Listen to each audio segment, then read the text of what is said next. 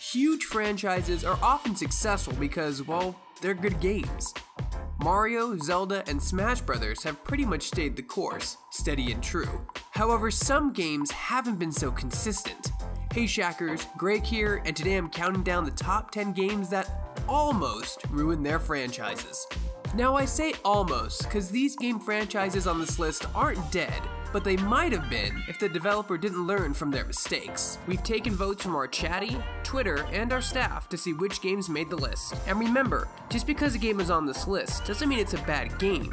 Just think of it as a speed bump where the developers misread or misdesigned some of the key things that made the franchise great. So sit back and let's look at some of the biggest franchises that almost crumbled down. These are the top 10 games that almost ruined their franchises. Rick and Morty forever and forever 100 years. Rick and Morty things.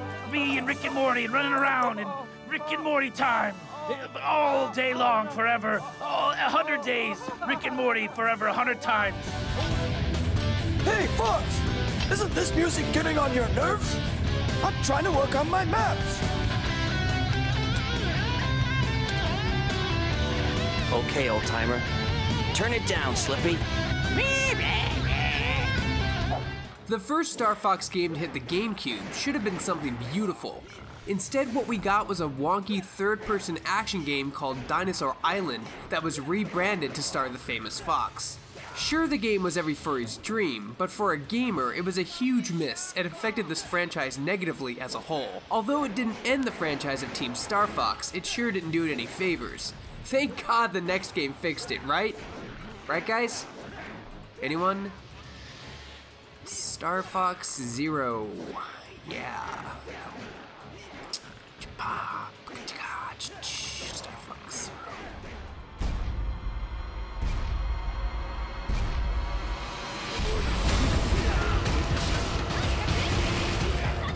The Street Fighter games have remained pretty consistent over the last decade or so, aside from Capcom's shady DLC practices. The Street Fighter games have all been good. Well, that was until Street Fighter V. While there's nothing wrong with the game itself per se, the community was riled up at the changes Capcom made to the fighting system.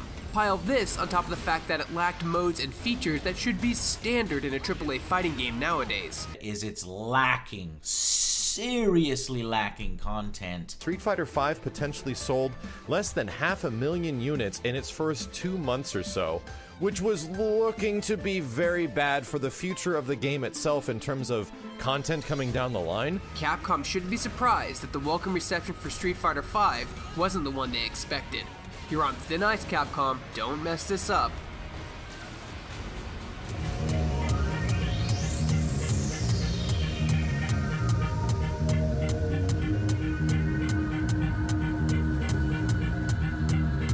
Well, it looks like Capcom is at it again. While the series peaked with the brilliant Megaman X4 on PlayStation, Megaman X5 and 6 were okay, if a tad bit convoluted on the story side. However, Megaman 7 made the jump to 3D, and it was bad. Like really, really bad. No! God! No! God, please, no! No! No! A strain so far from what the series was known for, the game nearly destroyed the X franchise. However, it did endure, but the travesty that was Mega Man X8 was the culprit that put Mega Man into its shallow, robotic grave.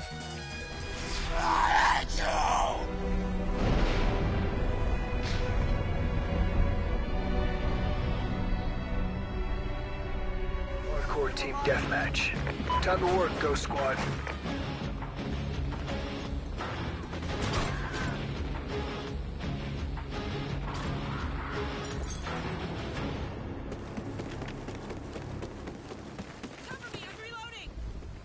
Now, the Call of Duty games have always been under scrutiny. Everyone says they're all the same again and again, yet everyone continues to buy them in droves. All except for Call of Duty Ghost, which is commonly referred to as the worst Call of Duty in the series. It was clearly rushed, offering little in terms of value or innovation. Forgettable maps, forgettable classes, forgettable perks, among others. But Activision did not let this game go to waste. Due to poor reception by gamers, they learned that more development time should be given to the franchise, thus hopefully increasing the quality and innovation of all future Call of Duty games. They'll be looking for us now. Anyway, we're gonna get so bad. I know a place. One fight.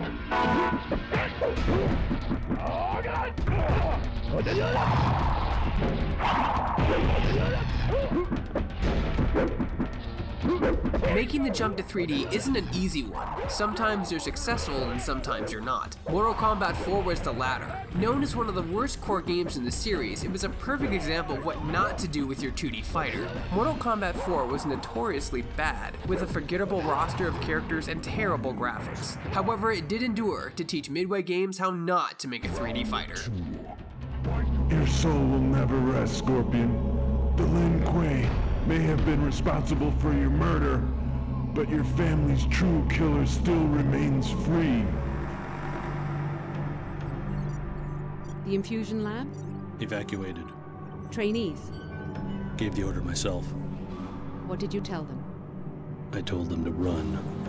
That's all they need to hear until we reach Seattle. Agreed. Anything new on the terrorist? He's in the city. No ID yet. Unclear whether we're the target. Following the massive success and critical acclaim of Deus Ex, its sequel fell short in every way possible. While most PC gamers were just happy to have more Deus Ex at the time, it became apparent that Invisible War was a much shallow experience than its predecessor. Following the game's heavy criticism compared to the first caused future in-development Deus Ex games to be halted and the studio, Ion Storm, to be closed down, almost ending the franchise for good, until Eidos Montreal aimed to reboot the series many years later. I need to know more before I start making decisions. But I'm only human after all. I'm only human after all. Don't put your blame on me. Don't put your blame on EA, will you never learn? The Mass Effect trilogy is a good one. Yes, it got more mainstreamed over the course of the games, and 3 is arguably the most controversial in the franchise. However, Andromeda put the franchise in a dire state. From devs trash-talking their own game, to horrendous game-breaking bugs and awful facial animations and expressions, this spin-off of the Mass Effect universe isn't terrible, but it definitely put Mass Effect in a comatose state. Here's hoping that whatever EA does next is innovative and polished enough to keep the Mass Effect universe alive. Oh, crap.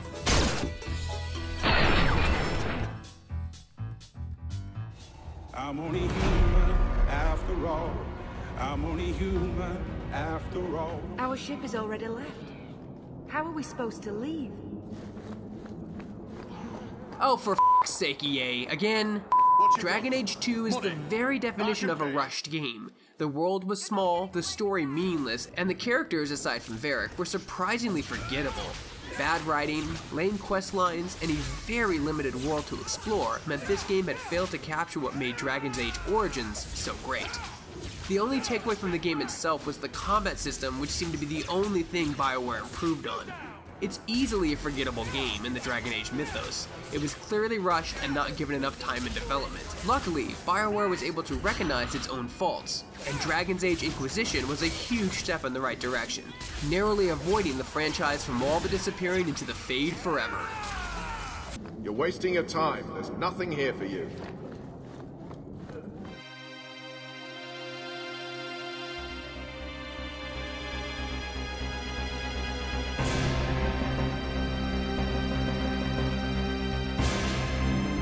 Capcom makes another appearance on the list.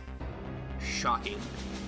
The Resident Evil franchise was in desperate need of evolution. The fixed camera angles of the past were slowly beginning to become dated in the console world of survival horror.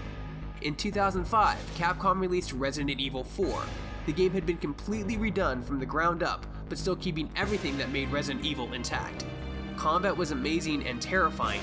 Puzzles and scary locations were in abundance. When Resident Evil 5 hit, it was less impressive, but people still enjoyed it. Then Resident Evil 6 came, and aside from some of the short chapters mainly from Leon's story, the game was bad. Horror had been swapped out for non-stop action, jet crashes, and gas truck explosions. Large map mazes were replaced with linear set pieces. It had lost what the franchise was in the first place, nearly killing what was left of Resident Evil. Thank God Resident Evil 7 was amazing, because without it, we most likely would have had to say goodbye to Resident Evil. X gon' give it to you. Fuck, wait for you to get it on your own. X gon' deliver to you. Knock, knock, open up the door, it's real. With the non-stop pop out from stainless steel. Go hard getting busy with it. But I got such a good heart that I make a motherfucker wonder if you did it. Damn right, and I do it again. Cause I am light, so I got to win. Now, since there are a lot of games that almost killed their franchises, here are some honorable mentions. Release the brainstorm to make your motherfucking brain warm. A strange form, something kind of lyrical. Biggie the bastard, so that's kind of spiritual. Well, in God we trust, guns I bust, got that disgusting suicide thumping. And do you know where you're going to?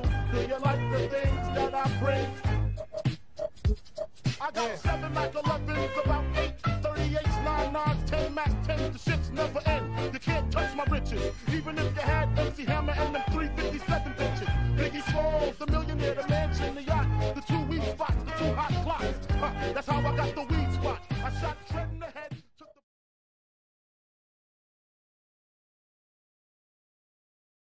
Ready for a quick test, Samus? Let's start with a little warm-up. Try a charge beam for me.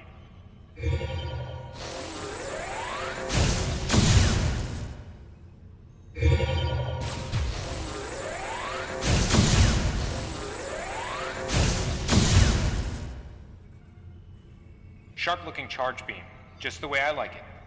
Oh Nintendo, oh Nintendo, what the were you thinking? I have no words to describe this Metroid game. The first game to give Samus a voice should have been an iconic moment in gaming.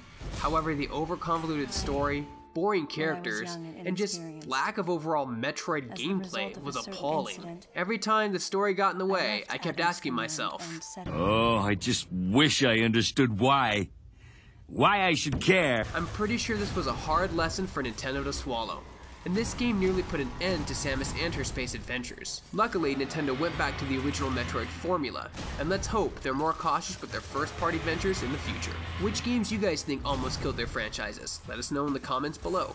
For more videos like this and everything else gaming related, you're already in the right place. You're on Shacknews.com. Yeah, I took votes on Chatty on this, and they wanted me to put Oblivion into this list. Oblivion. Yeah, no thanks. I don't want to get murdered in my sleep. I'll pass.